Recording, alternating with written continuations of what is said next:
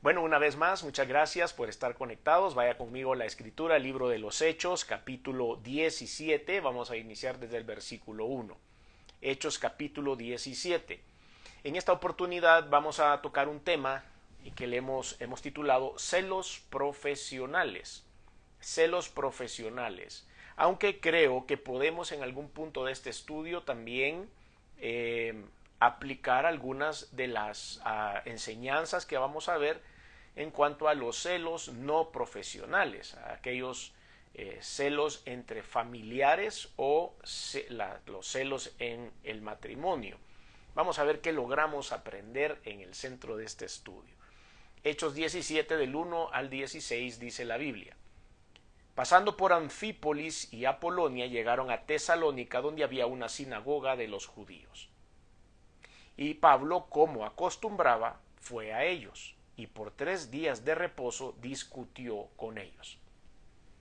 Estamos trayendo esta línea de la historia de la iglesia primitiva, y lo hemos dicho en otras ocasiones, primitiva no es porque se oiga peyorativo, sino que era la iglesia primaria, los primeros cristianos que estaban desarrollando el ministerio de la iglesia.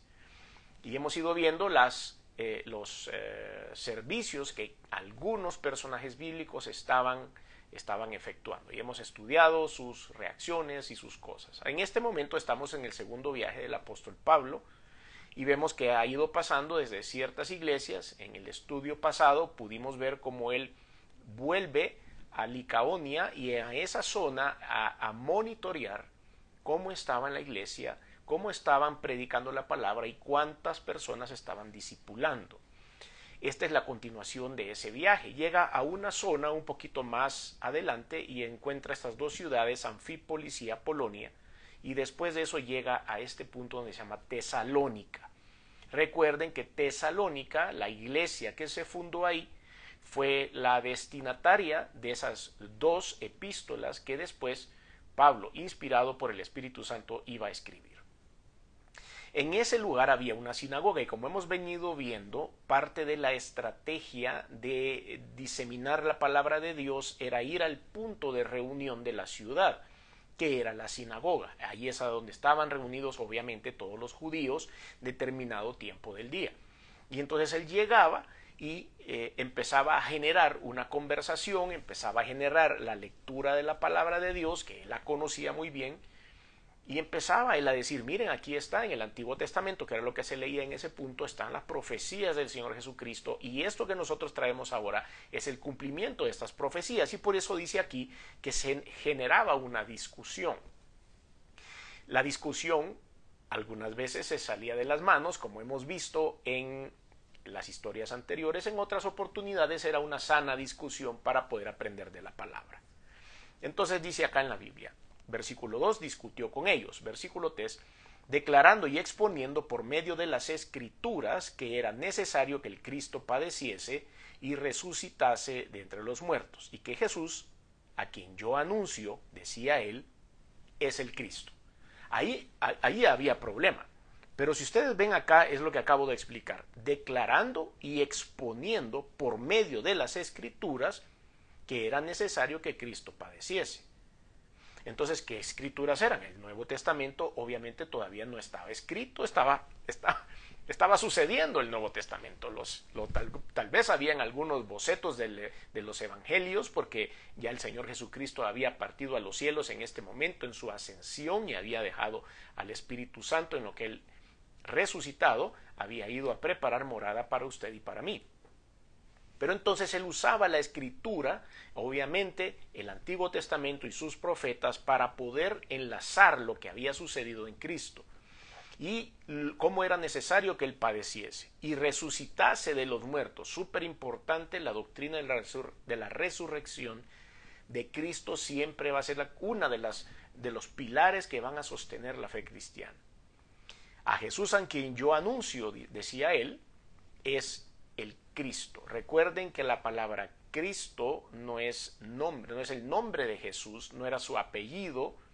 Cristo era su rango, era su función, era lo que él había sido mandado a hacer, Cristo el Mesías o el enviado. Eso que decía, por eso en algún lugar de la palabra de Dios dice que tengamos cuidado, dice, con los falsos cristos. No es porque algunas personas y algunos locos lo han tratado de hacer, se han hecho pasar por Jesús. Algunos locos han tratado de decir que son Jesús, pero otros dicen el Cristo, yo soy el Cristo. No necesariamente se comparan a Jesús, pero dicen que son el Mesías que ha venido. De repente podemos encontrar en algunas corrientes de pensamiento filosóficas, sobre todo en el Oriente Medio y en el Oriente lejano, algunas personas que dicen que son el Cristo, no necesariamente refiriéndose al cristianismo de Jesús, sino que ellos dicen que son el Mesías de acuerdo a sus corrientes de pensamiento. Entonces hay que tener mucha precaución cuando alguien menciona esto. Es por eso que el apóstol Pablo usaba la palabra Cristo. Este es el Cristo, porque para los judíos ellos estaban esperando a su Mesías, el Cristo. Y algunos de ellos, versículo 4, creyeron y se juntaron con Pablo y con Silas, y de los griegos piadosos gran número, y mujeres nobles no pocas. Aquí hay un grupo, identifiquemos esto y subráyelo si quiere. A partir de esa predicación, dice, algunos creyeron y se juntaron con Pablo y Silas para seguir aprendiendo, para seguir conociendo, para tener un estudio bíblico. En aquel tiempo no había esta tecnología y no se podían conectar a determinada hora, entonces lo hacían en persona, por supuesto, como lo hicimos nosotros hasta la pandemia. Entonces dice que estos dos grupos creyeron, griegos piadosos. ¿Qué quiere decir esto? Eran gentiles, eran personas no judías. De alguna manera ellos habían escuchado también la palabra de Dios. Y los griegos piadosos eran un gran número de personas. Y las mujeres nobles, la palabra noble por supuesto quiere decir, aquí no nos dice si era judía o era griega, pero eran mujeres que tenían el respeto de la población, eran mujeres muy reconocidas en la ciudad. Y es por eso que eran nobles y no eran pocas las que habían creído. Versículo 5, entonces los judíos no creían, teniendo celos, y es aquí donde empieza ya a desenrollarse esta historia con respecto a los celos, y es por eso que hemos utilizado cómo hemos llamado, cómo hemos titulado la palabra que buscaba, cómo le hemos puesto el título a este estudio, celos profesionales. Ahí los judíos empezaron a ver que esta gente empezó a salir de la sinagoga y empezaron a quererse reunir con Pablo y con los discípulos después de las horas de la sinagoga. Ellos seguían cumpliendo con la ley de ir a la sinagoga, pero después decían, vamos a tomarnos un cafecito después de la sinagoga porque tenemos que seguir conversando con ustedes, vamos a comer algo, vamos a esto, vamos a hacer un asado, vamos a lo que sea, vénganse para la casa, pidamos unas pupusas, lo que sea, hacían este grupo para seguir conversando con Pablo, Silas y con todos aquellos que les ayudaban. Eso le dio celos a los judíos que no querían creer. Tomaron consigo algunos ociosos, hombres malos, y juntando una turba alborotaron la ciudad. Este tipo de gente siempre existe. Ha existido por todos los siglos de los siglos, como ustedes pueden ver.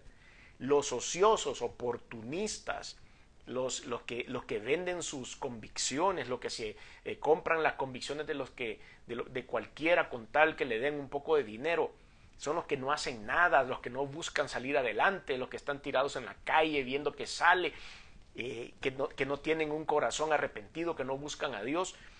Estos ociosos, hombres malos, dice, juntaron una turba. El resto de la turba tampoco eran ninguna belleza. Todos estos que iban llegando poco a poco venían de la misma manera de pensar, mediocres, que no quieren salir adelante, que solo buscan la vida fácil, que quieren que los mantengan y después son incultos, insultan, apalean, rompen ventanas, queman carros, le dan vuelta a esto, le dan vuelta a lo otro. No sirve, eso no funciona, nunca ha funcionado en ningún lugar. Yo no estoy en contra de que la gente se manifieste. Estoy a favor de que la gente pueda manifestarse y decir lo que no les parece. pero estoy totalmente en contra de que la manifestación de mis deseos viole la intimidad, la propiedad o la seguridad de las personas en mi ciudad o en mi alrededor. Tiene derecho a expresarse, pero que eso no viole los derechos de los demás. Y esto es lo que está sucediendo aquí.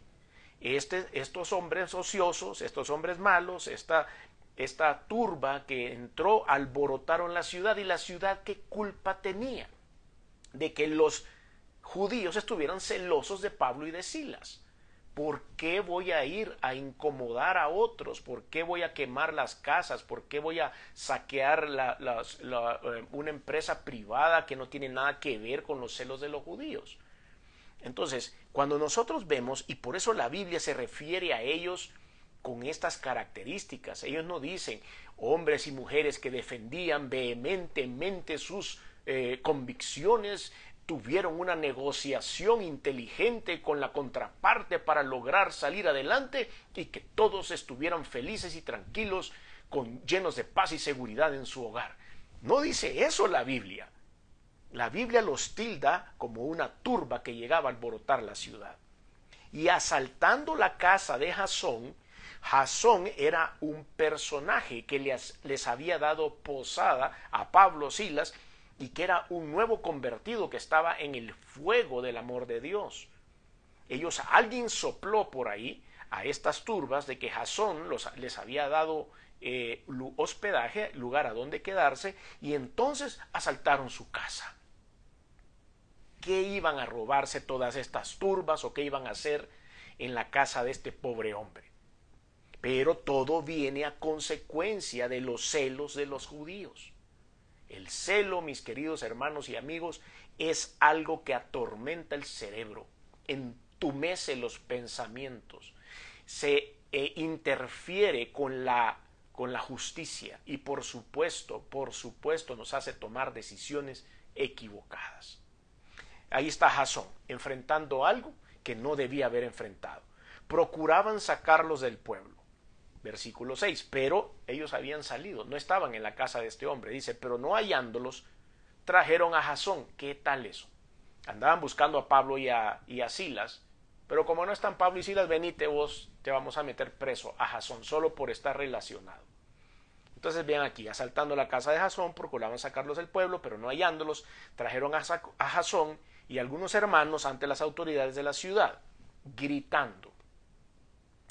¿Ustedes creen que Jasón y estos hermanos que fueron a traer estaban ofreciendo resistencia? ¿Creen ustedes que Jasón salió con una escopeta y todos los hermanos con machetes y empezaron a pelear entre ellos? Claro que no. Pero estos hombres ociosos, hombres malos, turba, alborotadores, estaban haciendo un show innecesario.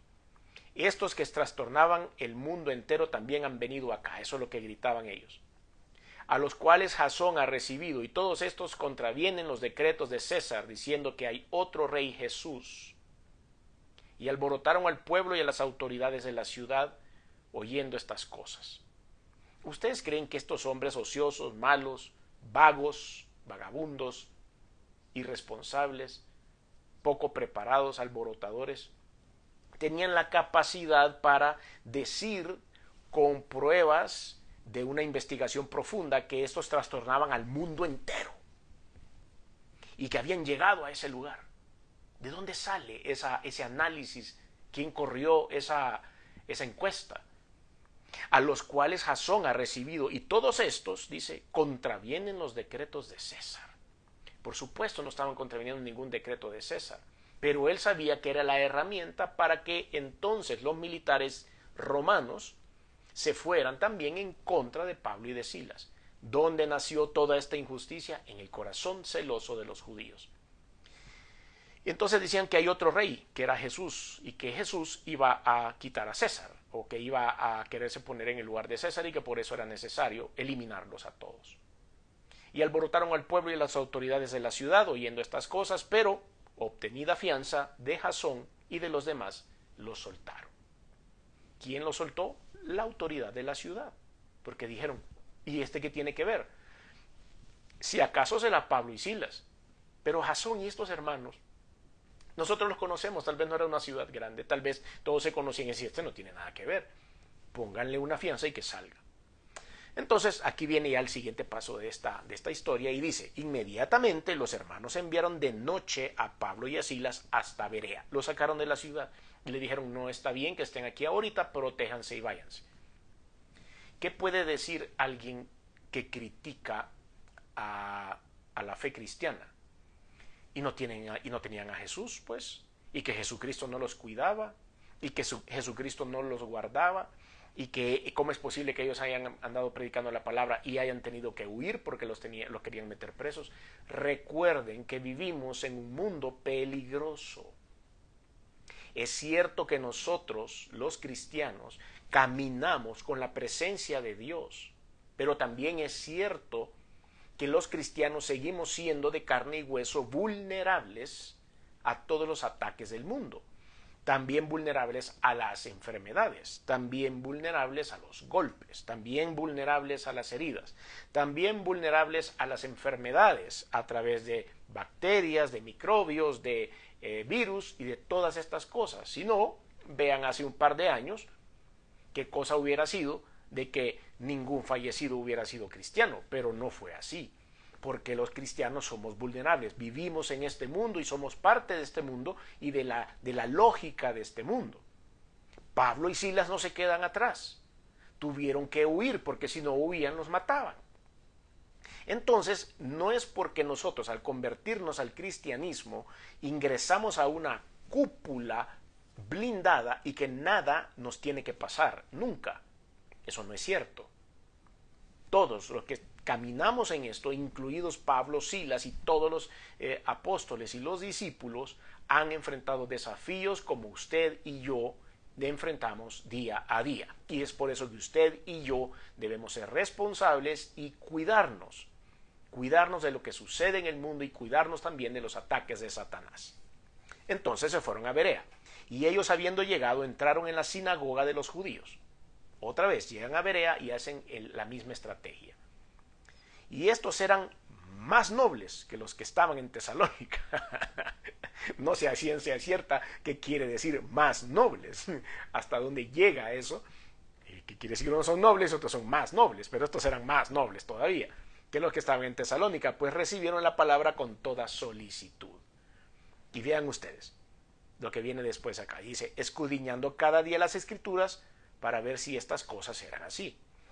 Esto que hacían estos nobles, que asumo eran personas académicamente bien preparadas, tenían la curiosidad de oír, la curiosidad de saber, y desarrollaron una estrategia que usted y yo debemos desarrollar siempre. Y la he predicado a través de este medio y cada vez que puedo en otros lugares, porque dice que escudriñaban las escrituras para ver si todo lo que decían Pablo y Silas era cierto o no, a ver si las cosas eran así como ellos lo decían. La escritura tiene que ser leída todos los días, tenemos que estudiarla todos los días, para que no cierre los ojos ante lo que yo digo, para que no cierre los ojos ante lo que dice su pastor en su iglesia. Creemos en que las personas que se suben a los púlpitos son personas que han estudiado, que han estado expuestos a la unción del Espíritu Santo, pero siguen siendo seres humanos. Y nosotros tenemos que ir a escudriñar la palabra. Cada vez que oímos una posición teológica, cada vez que oímos una doctrina, cada vez que oímos algo, vamos a estudiar la Biblia para ver si es cierto lo que estoy escuchando.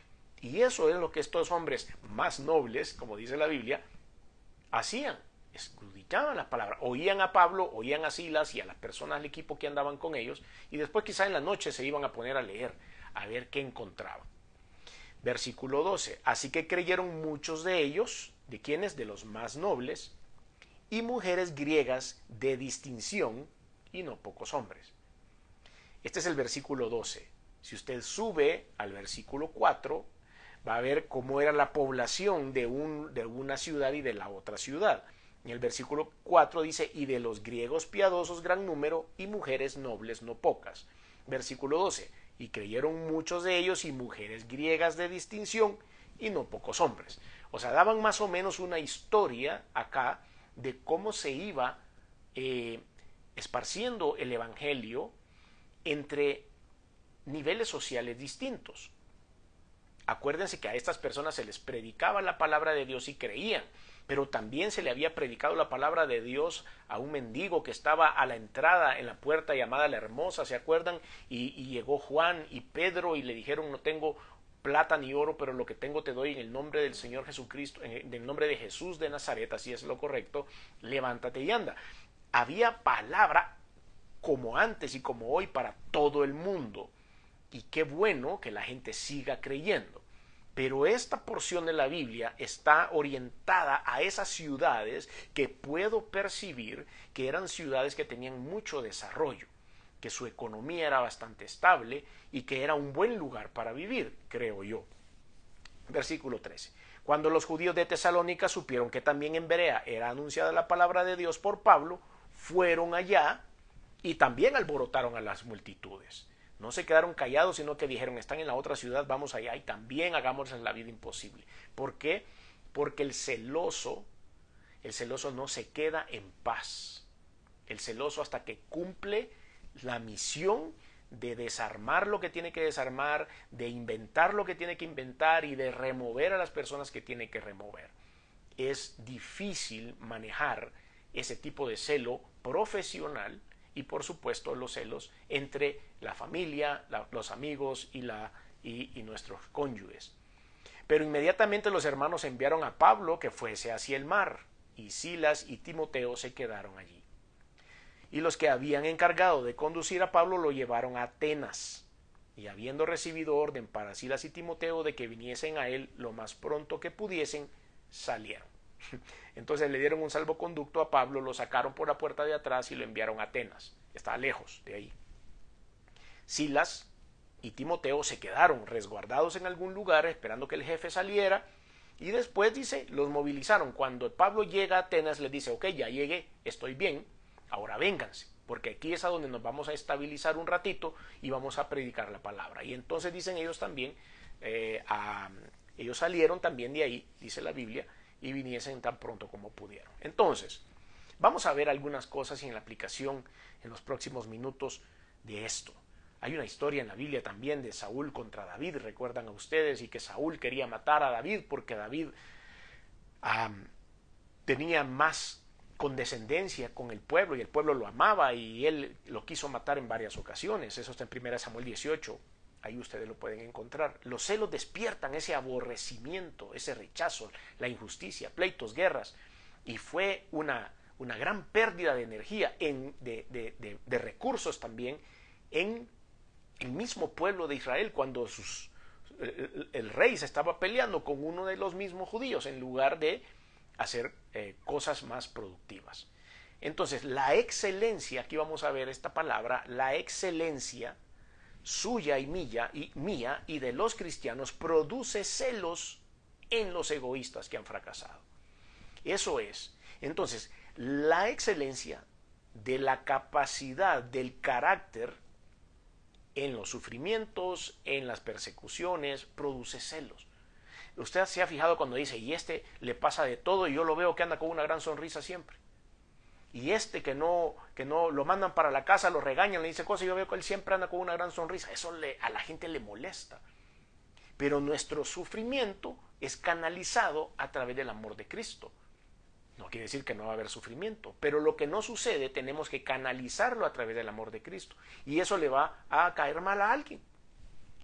Entonces, la excelencia de la capacidad del carácter es para la eficacia de la predicación de la palabra de Dios, para la eficacia de la consolación, tanto personal como para los demás, y para la eficacia del avance de la misión de la iglesia. Esto es un testimonio, lo que se da en la capacidad que tenemos de la excelencia, o que nos da la excelencia para poder manejar nuestro carácter en las circunstancias difíciles.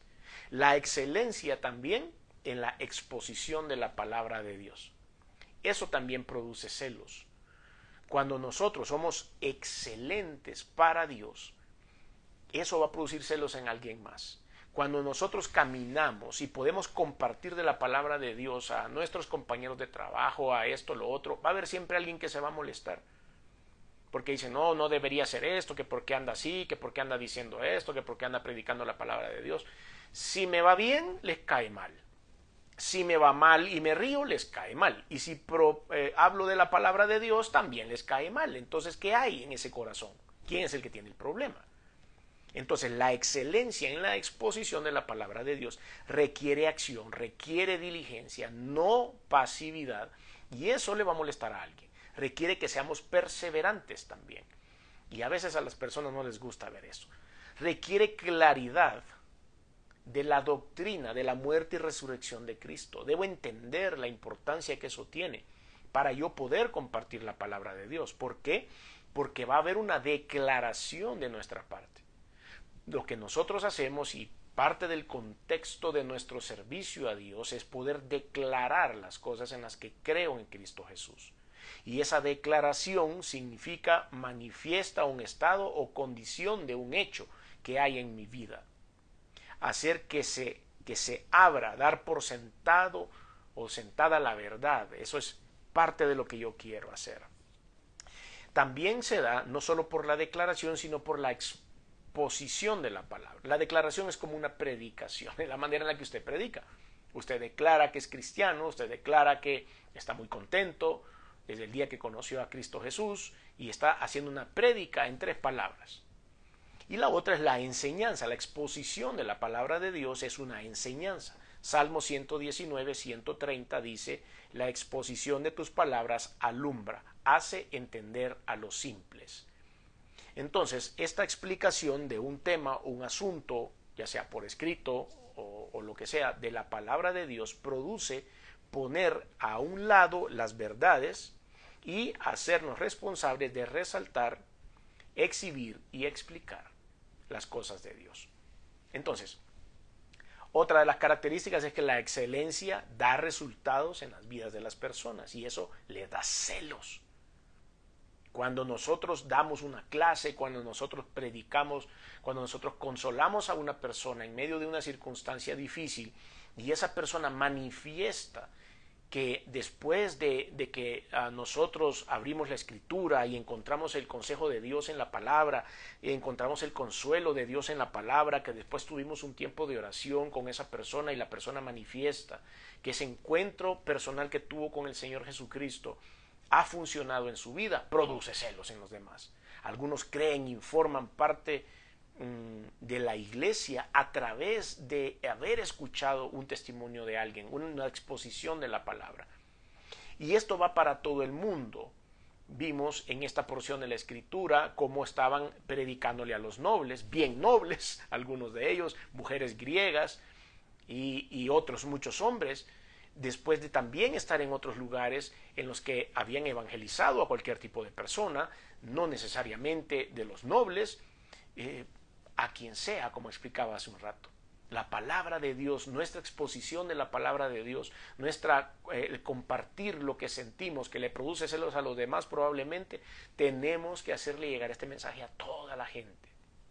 Con quien andemos, con quien nos encontremos, con quien caminemos, tenemos que dar testimonio del poder de Dios en nuestra vida. Y todos los estratos sociales, y todos los círculos, y en todos los lugares tenemos que estar. Y eso es el resultado que vamos a lograr, no los seres humanos haciendo su propio esfuerzo, sino nos vamos a lograr inspirados, respaldados, ungidos por el Espíritu Santo. Le da celos a las otras personas. Entonces eso también nos lleva a crear incredulidad en contra de Dios, cuando ellos empiezan a dudar. Gálatas capítulo 1 versículo 14 dice, y en el judaísmo aventajaba a muchos de mis contemporáneos en mi nación, siendo mucho más celoso de las tradiciones de mis padres. Aquí la palabra celo se usa de otra forma. El apóstol está escribiendo acá y dice que aventajaba a muchos en el conocimiento de la palabra de Dios, siendo mucho más celoso. Y cuando él decía celoso, era usando el celo de decir, soy muy cuidadoso, soy muy reservado en ciertas cosas, soy muy celoso para compartir las intimidades de mi vida, podemos poner esa frase. Él se refiere aquí que era muy celoso de las tradiciones de sus padres y de lo que él había sido instruido. Quiere decir que él por eso tenía cólera, el apóstol Pablo, en contra de los cristianos, porque él era celoso con sus cosas. El apóstol Pablo mismo, quien está contando esta historia y a quien le está pasando todo eso, había perseguido a los cristianos. Recuerde de quién estamos hablando. Entonces estas cosas potencializan el pecado y la carne o la vieja naturaleza. El celo potencializa el pecado, la carne, y me hace recordar la vieja naturaleza. Da a luz a la cadena de los celos y esto va a traer egoísmo y aborrecimiento a otras personas. Es por eso que yo tengo que huir de él, de este tipo de pensamiento, de este tipo de sentimiento. Se somete a los demonios para que lo controlen. Aquí podemos encontrar una raíz del celo, una de las raíces. Pueden haber muchas otras y en nuestro tiempo en la consejería vemos cómo las personas tienen un tiempo muy difícil tratando de luchar en contra de los celos, aun cuando los celos no son infundados o que los celos tienen hay celos por alguna evidencia. Santiago capítulo 3 versículos 14 al 17 dice la Biblia: pero si tenéis celos amargos y contención en vuestro corazón, no os jactéis ni mintáis contra la verdad, porque esta sabiduría no es la que desciende de lo alto, sino terrenal, animal, diabólica, porque donde hay celos y contención, ahí hay perturbación y toda obra perversa. Por lo que vemos, los celos no nos ayudan en nada. Los celos no es un sistema de defensa que debemos tener en nuestra vida. Los celos realmente no vienen de Dios, en ninguna de sus presentaciones. Los celos lo que trae es disensiones, son problemas, son separaciones. Sobre todo cuando estos celos son sencillamente por inseguridades. Tenemos que nosotros tratar de quitarnos esto de encima. Y sé que algunas personas pueden estar pensando y digan: sí, pero es que mis celos no son infundados, porque hay personas que me han fallado y por eso desarrollé este sentido, sexto sentido, de saber qué es lo que está pasando y tener precaución para que no me lo vuelvan a hacer. Sí, lo que ha pasado es que no hemos podido cerrar los capítulos del pasado y nuestras malas experiencias nos han hecho presa de una herramienta que Satanás utiliza para deshacer nuestras relaciones. Si es cierto que hemos tenido malas experiencias por las cuales se ha desarrollado el celo o la desconfianza en nuestra pareja, en nuestra familia, en nuestro trabajo o en lo que sea, nosotros somos los afectados. Cada vez que alguien nos hace un daño y nosotros nos enojamos o entramos en cólera, los afectados somos nosotros. Porque la cólera, el enojo, la falta de perdón, la amargura, todo eso se acomoda en nuestro corazón. Y tal vez la persona que provocó eso está feliz de la vida por otro lugar, ni se acuerda de nosotros y nosotros seguimos pasando el mismo inconveniente. Es por eso que el celo hay que sacarlo de nuestra vida. François de Rochefort, no sé si lo pronuncia bien, es un escritor francés de 1613 a 1680, decía: los celos se nutren de dudas y la verdad los deshace o los colma. Entonces hay maldad detrás de los celos. Vamos a ver las dos caras del celo. El celo positivo, poner todo el esfuerzo en algo, en ser diligente, con un profundo interés, como lo decía el apóstol Pablo hace un rato. Por eso dice Gálatas 4:18, bueno es mostrar celo en lo bueno, siempre, y no solamente cuando estoy presente con vosotros. Él decía, hay que estar celoso de las cosas que verdaderamente nosotros amamos. Pero el celo bueno, quiere decir, bueno es mostrar celo en lo bueno siempre, y no solamente cuando estoy presente con vosotros. Hay partes negativas: hervir en desear las posesiones ajenas, por ejemplo. Sentimiento de inconformidad, lo que dice Primera de Corintios, capítulo 3, versículo 3. Porque aún sois carnales, pues habiendo entre vosotros celos, contiendas y disensiones, ¿no sois carnales y no andáis como hombres? Vea como siempre, los celos es una palabra que está en contra de la voluntad de Dios. Cantar de los Cantares, capítulo 8, dice: el amor es fuerte como la muerte, los celos son crueles como la tumba. Los celos es egoísmo puro, por querer tener el dominio o cuando lo estoy perdiendo. Reacciona negativamente contra su prójimo. El escritor francés Honoré de Balzac decía: ser celoso es el colmo del egoísmo, es el amor propio en defecto, es la irritación de una falsa vanidad.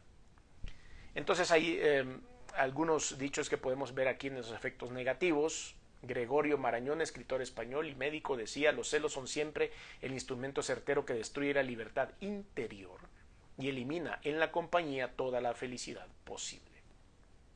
Los celos son una ceguera que arruina los corazones. Quejarse y querellarse no presenta signos de afecto, sino de locura y de malestar, decía Gasparo Gozzi, dramaturgo y crítico italiano. Malestar por el éxito de otros.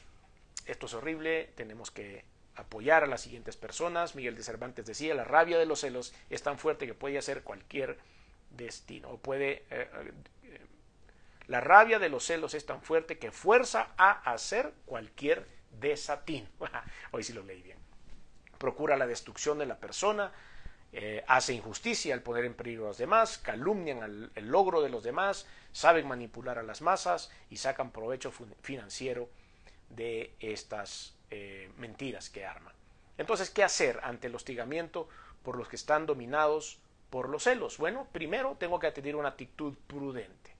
Tengo que ser prudente, evitar la confrontación, seguir trabajando, no aceptar la manipulación del celoso, no generalizar a todos como que son así, como que son malos, aceptar que estas malas actitudes son respuesta cuando el reino de Satanás está siendo destruido. Cuando usted le pega a Satanás, Satanás va a saltar. Así que hay que amar a pesar de todo, así como lo dice la Escritura. Ponme como un sello sobre tu corazón, como una marca sobre tu brazo, porque fuerte es como la muerte el amor. Duros como el Seol de los celos, sus brasas de fuego, fuerte llama. Eso dice Cantares 8:6. Seguir sirviendo a la predicación del Evangelio. Primero, la primera es ser prudente, la segunda, siga sirviendo, siga haciendo lo que está haciendo con excelencia, no deje de hacer las cosas que hace con excelencia. Si es en el ministerio de Dios, siga haciendo lo correcto. Si es en su trabajo, siga haciendo lo correcto. Si es como en su familia, siga haciendo lo correcto. No deje que su corazón se contamine, porque hay corazones receptivos y necesitados que necesitan que usted les hable, porque hay nobleza en su corazón, porque hay una solicitud de recibir la palabra de Dios. Hay que creer para todo el mundo, para judíos, griegos, o sea, personas de todas las nacionalidades, sin distinciones sociales. Tenemos que predicar la palabra de Dios, tenemos que ir siendo como somos, todo trabajándolo en excelencia para la gloria de Dios. Por eso dije hace un momento en el libro, la epístola a los Colosenses, dice: y hacedlo todo para el Señor y no para los hombres. Y por último, tenemos que usar la oposición para impulsar la gloria de Dios, la obra de Dios donde quiera que ande. Esa oposición debe ser gasolina para que sigamos haciendo las cosas con una buena excelencia, con la total excelencia. Y por eso dice el versículo 13: cuando los judíos de Tesalónica supieron que también en Berea era anunciada la palabra de Dios por Pablo, fueron allá también y alborotaron las multitudes. Quiere decir que Pablo estaba haciendo lo correcto. No se dejó vencer por estos judíos y siguió y siguió y siguió. Hoy estoy aquí, mañana me persiguen y me voy para otro lugar. Se necesita la ayuda del Espíritu Santo para no caer en la provocación de los celosos. Los celos son el arma del que está perdiendo, del que está sucumbiendo. El amor del que está ganando debe prevalecer. El desafío es ser gobernados por el Espíritu Santo y dejar la carnalidad por medio de una genuina conversión y una consagración total a Dios. Va a ser la mejor herramienta para poder vencer los celos. Si los celos no vienen de Dios, sino que vienen de Satanás, ¿quién los puede quitar mejor? Dios. Si nosotros fomentamos la presencia del Espíritu Santo en nuestro interior, todas las armas de Satanás no prosperarán. Si usted quiere recibir a Cristo como Señor y Salvador, le invito a que lo haga a través de una sencilla oración que vamos a decir a continuación. La palabra de Dios dice que si nosotros confesamos con nuestra boca que Él es el Señor y Salvador, entonces seremos salvos. Nuestros pecados serán perdonados. Dice la Biblia, no lo digo yo porque yo no le puedo perdonar nada, Dios lo hace. Yo no le puedo a usted dar un boleto para la vida eterna, Dios lo hace. Lo único que podemos hacer nosotros es acompañarle en esta oración. Si usted lo quiere hacer, regáleme los próximos segundos y diga conmigo esta oración: Señor Jesús, reconozco que soy pecador, que he hecho cosas que no han sido de tu agrado, perdóname, me arrepiento. También reconozco que te colgaron en una cruz cuando estuviste aquí en la tierra hecho hombre, que resucitaste y que resucitaste al tercer día, y que la sangre que derramaste ha servido para limpiar mis pecados. Por eso hoy abro mi corazón y te recibo en él como mi único y suficiente Señor y Salvador. Te doy gracias, muchas gracias por esta oportunidad maravillosa de estar contigo en la eternidad. En el nombre de Jesús. Amén. Quiero darles las gracias a todos por su atención a este estudio. Si Dios nos lo permite, el próximo jueves en vivo estaremos con todos ustedes. Bendiciones para cada uno.